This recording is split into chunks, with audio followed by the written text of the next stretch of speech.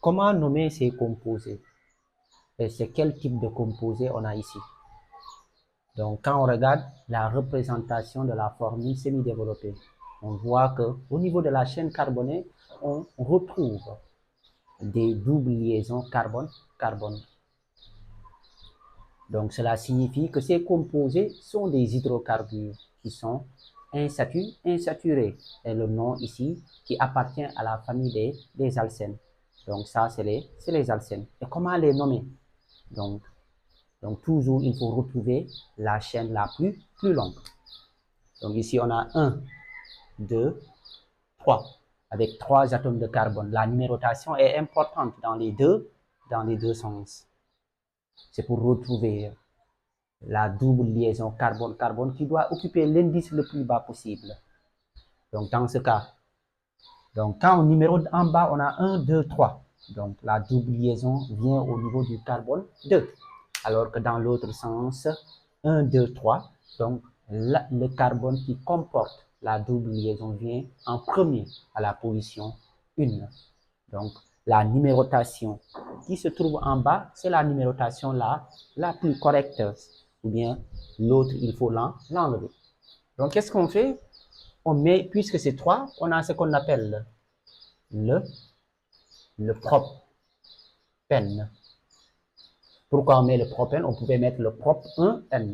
Donc, puisque ici, dans tous les cas, avec la chaîne carbonée avec 3 atomes de carbone, donc on aura toujours prop 1N. Donc, d'où on peut mettre directement propène. Donc, dans ce cas, le deuxième exemple, on a 1, 2, 3, 4. Donc, on a toujours 1, 2, 3, 4. Donc, évidemment, la chaîne carbonée doit comporter la double liaison carbone-carbone. Donc, on choisit cette chaîne carbonée-là. Donc, en numérotant dans l'autre sens, on voit que le carbone qui va comporter la double liaison va venir à la position 3. Donc, la numérotation correcte, c'est la numérotation que je viens juste de faire. Donc, on a ici, et on a, la chaîne n'est pas linéaire, elle est ramifiée. Donc, on a quoi? Au niveau de la position 2, on a le méthyle 2, tiré méthyle, but 1N.